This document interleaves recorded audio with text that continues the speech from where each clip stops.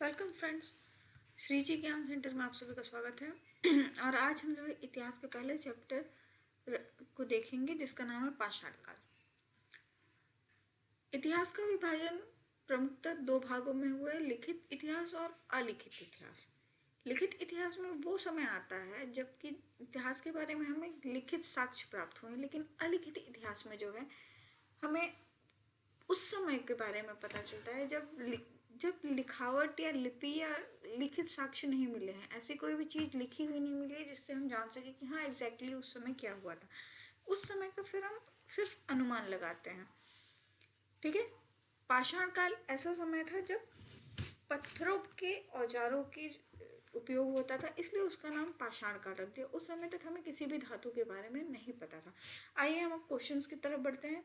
आपका question number 1 है, Roberts Bruce foot थे एक भूगर्भ वैज्ञानिक, पुरातत्वविद, पुरा वनस्पति शास्त्री या इतिहासकार। यूपी लोअर सबऑर्डिनेट प्री 2015 का क्वेश्चन है। इसका आंसर होगा आपका ए और बी दोनों। यानी कि वो भूगर्भ वैज्ञानिक भी थे और पुरातत्वविद भी थे। देखिए आंसर इसका है ए और बी। इनसाइक्लोपीडिया ब्रिटानिका के अनुसार रॉबर्ट्स ब्रूसफुट एक ब्रिटिश भूगर्भ वैज्ञानिक और पुरातत्वविद थे। जियोलॉजिकल सर्वे ऑफ इंडिया से संबंध रॉबर्ट ब्रूसफुट ने 1863 ईस्वी में भारत में पाषाणकालीन बस्तियों के अन्वेषण की शुरुआत की थी। मतलब कि भारत में जितनी भी ऐतिहासिक खुदाई हुई थी उसकी शुरुआत किसने की थी? रॉबर्ट ब्रूसफुट ने। ठीक है। अतः स्पष्ट है कि इस प्रश्न का उत्तर विकल्प ए और बी दोनों ही हो सकते हैं। अगला क्वेश्चन है क्वेश्चन नंबर 2, कोपेनहेगन संग्रहालय की सामग्री से पाषाण कांस्य और लौह युग का त्रियुगीन विभाजन किया था। किसने किया था? थॉमसन ने, लुबाक ने, टेलर ने या चाइल्ड ने? यूपीपीसीएस प्री 2010 का क्वेश्चन। इसका आंसर होगा आपका ए, थॉमसन ने।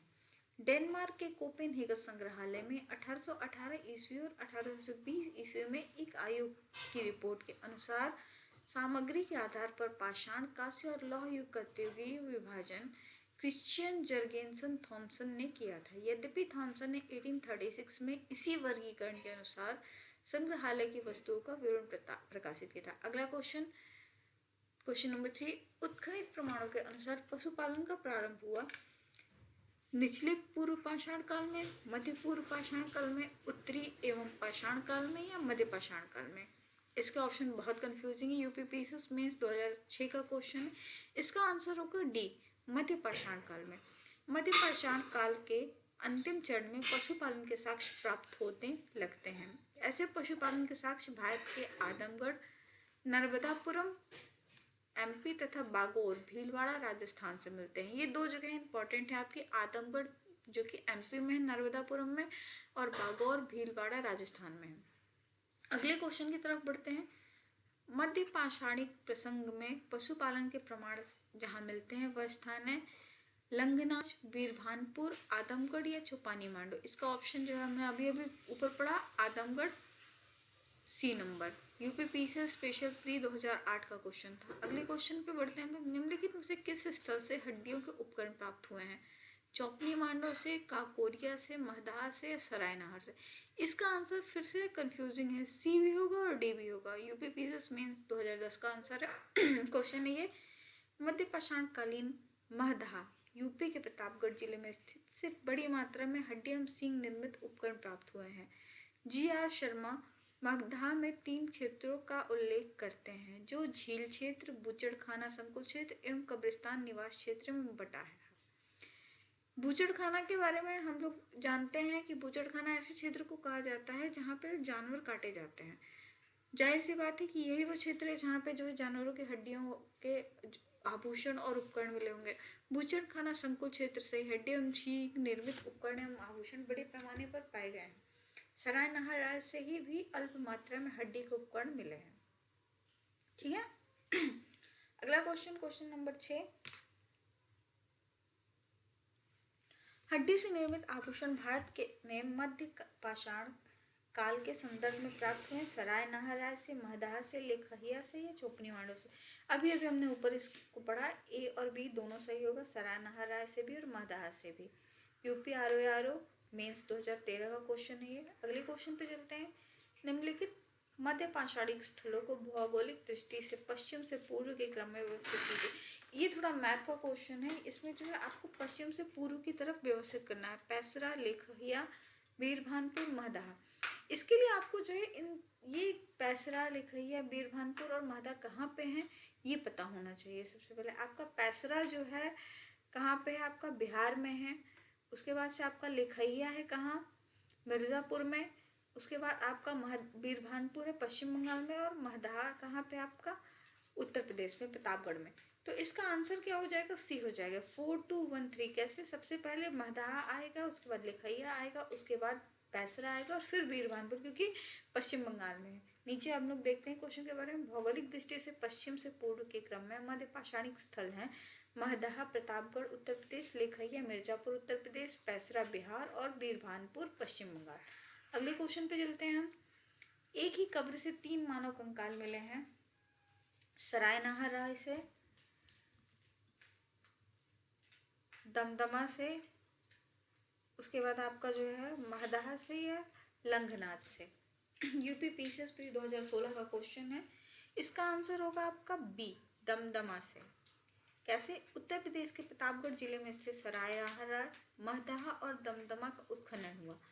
प्रतापगढ़ जिले में ही है तीनों जगह।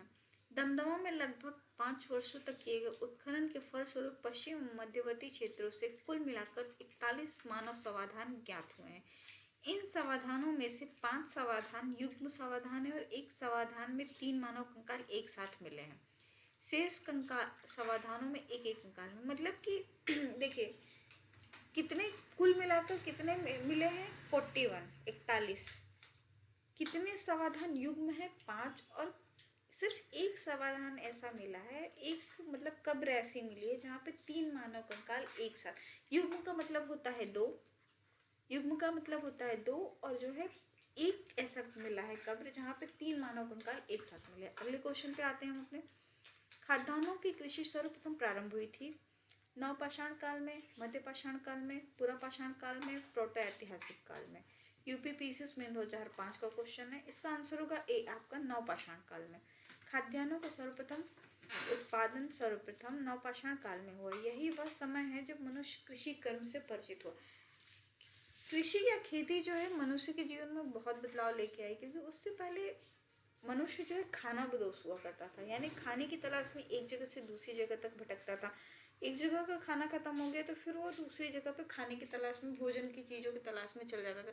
लेकिन जब कृषि का आविष्कार हुआ तो मानव को पता चला कि नहीं, एक जगह पे भी हम जो है बीज से अनाज पैदा कर सकते हैं। तो उसने एक जगह रह के और खेती करनी शुरू की, फिर बस्तियां बसाई, और ऐसे ही आगे चल के मानव सभ्यता का विकास हुआ, नगर नगर बसे।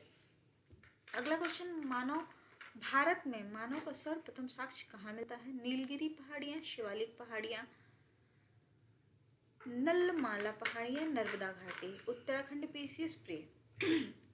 इसका आंसर होगा डी, नर्मदा घाटी।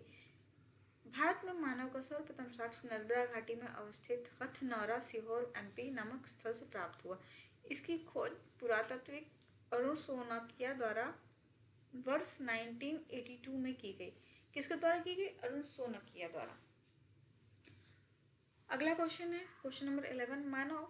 प्रथम मानव जीवाश्म भारत की किस नदी घाटी में प्राप्त हुए। अभी हमने जस्ट ऊपर पढ़ा, फिर भी ऑप्शन देख लेते हैं। गंगा नदी, यमुना नदी, नर्मदा घाटी, ताप्ती घाटी। उपरोक्त में से कोई नहीं, उपरोक्त में से एक से अधिक। ये आपका बिहार का क्वेश्चन है, री एग्जाम 66 बीपीएससी री एग्जाम 2020। इसका आंसर होगा आपका सी नंबर, नर्मदा घाटी। अगले क्वेश्चन पे जाते हैं। मानव द्वारा सर्वप्रथम प्रयुक्त अनाज था गेहूं, चावल, जौ, बाजरा। इसका आंसर होगा सी, यूपी पीसीएस प्री 1997 का क्वेश्चन है आपका। सबसे पहले मानव ने जो है जौ, किसका उपयोग किया, जौ का। आधुनिक मानव समाज द्वारा मुख्य रूप से 8 खाद्य अनाजों का उपयोग किया गया है। जौ, गेहूं, चावल, मक्का, बाजरा, सोरगम, राई एवं जई। जौ और जई दो अलग चीजें हैं। अनाजों के पौधे विभिन्न क्षेत्रों में जंगली घास के रूप में विद्यमान थे, जिन्हें बीजों के रूप में अलग अलग क्षेत्रों में अलग अलग समय पर मानव ने उगाया। वैश्विक दृष्टि से देखा जाए तो सर्वप्रथम जौ, बार्ले 18,000 ईस्वी पूर्व के आसपास भूमध्य सागर एवं ईरान के मध्य स्थित पश्चिम एशिया के देशों में मानव द्वारा उगाया गया। बाद में लगभग इन्हीं क्षेत्र में 8000 ईस्वी पूर्व के आसपास ही गेहूं व्हीट भी उगाया गया। मतलब कि लगभग गेहूं और जौ का समय एक ही था, लेकिन पहले जौ उगाया गया, जौ का उपयोग किया मानव ने, उसके बाद गेहूं का। अगला क्वेश्चन, भारतीय उपमहाद्वीप में कृषि के प्राचीनतम साक्ष्य प्राप्त हुए। ये क्वेश्चन दो बार आया है, यूपी लोअर्स 2004 और 2008 में आया है। कोलडेवा में, लोहरादेव में, मेहरगढ़ में या टोकवा में। इसका आंसर होगा लोहरादेव में, ऑप्शन नंबर बी। नवीनतम खोजों के आधार पर भारतीय उपमहाद्वीप में प्राचीनतम कृषि साक्ष्य वाला उत्तर प्रदेश संत कबीर नगर जिले में स्थित लोहरादेव है। यहाँ से 9000 ईस्वी पूर्व से 7000 ईस्वी पूर्व तक के बीच चावल के साक्ष्य प्राप्त हुए हैं। उल्लेखनीय है कि इस नवीन खोज के पूर्व भारतीय उपमहाद्वीप का प्राचीनतम कृषि साक्ष्य वाला स्थल मेहरगढ़ पाकिस्तान के बलूचिस्तान में स्थित, यहाँ से 7000 ईस्वी पूर्व के गेहूं के साक्ष्य मिले हैं। जबकि प्राचीनतम चावल के साक्ष्य वाला स्थल कोलडेवा प्रयागराज जिले के में बेलन नदी के तट पर स्थित, यहाँ से 6500 ईस्वी पूर्व के चावल के भूसे के साक्ष्य मिले हैं। माना जाता है था उपरोक्त संदर्भ में अब यदि विकल्प में लोहरादेव रहता है तो उपयुक्त विकल्प यही होगा, परंतु लोहरादेव के विकल्प न होने की स्थिति में इसका उत्तर मेहरगढ़। मतलब कि अगर आपके ऑप्शन में लोहरादेव होता है तो आप वो टिक करेंगे, अगर वो नहीं है तो मेहरगढ़ टिक करेंगे। चलिए फ्रेंड्स, आज के लिए इतना ही, मिलते हैं, आगे के क्वेश्चंस कंटिन्यू करेंगे हम अगले सेशन में। Thank you.